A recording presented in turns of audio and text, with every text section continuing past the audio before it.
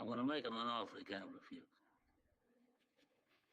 ये सिर्फ एक डायलॉग नहीं था, ये सिनेमा का एक टर्निंग पॉइंट था। फ्रांसिस फोर्ड कोप्पोला की द गॉडफादर गैंगस्टर फिल्म्स की दुनिया का एक रेवोल्यूशन थी, लेकिन उससे भी ज़्यादा ये एक लेयर्ड, सिंबॉलिक और इमोशनली रिच फिल्म थी। इसकी कहानी एक पावर, फैमिली और करप्शन की थी। चलिए देखते हैं कि कैसे द गॉडफादर फिल्म थ्योरी की ऑलमोस्ट हर प्रिंसिपल को एम्बॉडी करती है और ये क्यों इतनी आइकॉनिक है। Let's get into the world of the godfather. Film की शुरुआत होती है एक वेडिंग सीन से, जहां माइकल यूनिफॉर्म में काम और कंपोज्ड है। उसकी एक लाइन है, That's my family, Kate. It's not me. ये लाइन ऑडियंस को ये समझाती है कि माइकल बहुत अलग बात पे है। वो अपनी फैमिली से, अपने फैमिली के करियर से बिल्कुल रिलेट नहीं करता है। लेकिन जैसे ही डॉन कॉर्लियोन पे अटैक होता है, माइकल सिचुएशन में भूल जाता है। रेस्टोरेंट असैसिनेशन सीन में यहाँ माइकल पहली बार वॉयलेंस चूज करता है। कैमरा उसके फेस पे ही लिंगर करता है जब वो गन पकड़ता है। टेंशन, फियर और डिटर्मिनेशन एक ही शॉट में विजिबल है। इस मोमेंट के बाद माइकल का डिसेंट स्टार्ट हो जाता है। एंड तक बैप्टिज्म सीन आता है, जहां माइकल अपने गॉडसन का बैप्टिज्म अटेंड कर रहा होता है और पैरेलल कट्स दिखाते हैं कि वो सब राइवल हेड्स को मरवा भी रहा है। जब प्रीस्ट उससे पूछता है, Francis, do you renounce Satan?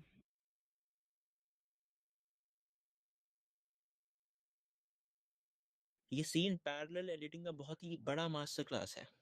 Contradiction between religion और वायलेंस को बहुत ही अच्छे तरीके से विजुअली रिप्रेजेंट करता है। इस फिल्म में ऑरेंजेस बार बार अपीयर होते हैं और हर बार किसी मेजर डेथ के पहले।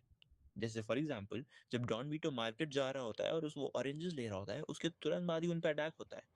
लेटर जब डॉन वीटो गार्डन में माइकल के साथ खेल रहा होता है और उनके हाथ में ऑरेंजेस पील होते हैं, तो उसके बाद ही उनकी डेथ होती है। ये ऑरेंजेस बहुत ही एक symbol of death and transition बन जाते हैं।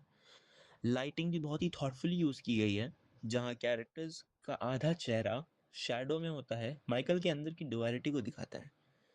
जैसे वो पावर में आता है, उसका फेस ज़्यादा शैडोज में रहता है। जैसे फॉर एग्जांपल, जब माइकल अपने भाई फ्रेडो को बिट्रे करता है इन पार्ट 2, पूरा सीन लो लाइट में है, visually representing his moral darkness.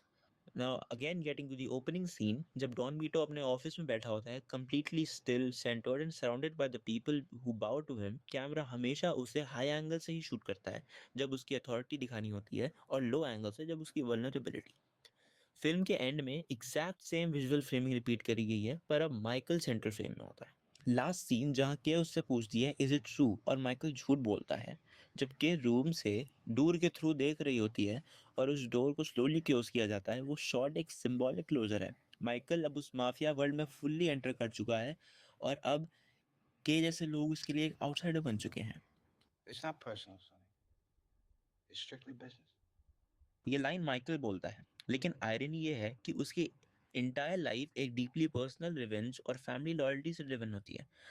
अपने फादर को बचाने के लिए वो गन उठाता है, अपने ब्रदर इन लॉ को खुद मारने का ऑर्डर देता है और आखिर में अपने भाई फ्रेडो तक को एलिमिनेट करता है। तो क्या ये बिजनेस है या पर्सनल? यही मॉरल कॉन्ट्रडिक्शन फिल्म का कोर है।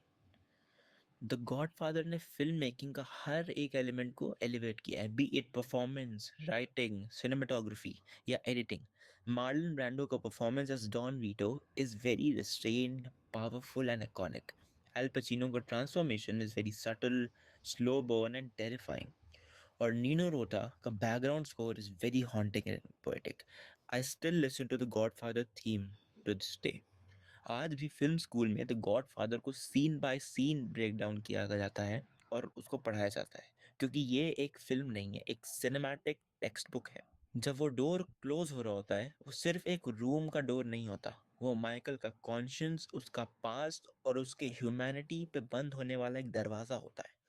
उस मोमेंट के बाद द गॉडफादर पैदा हो चुका होता है।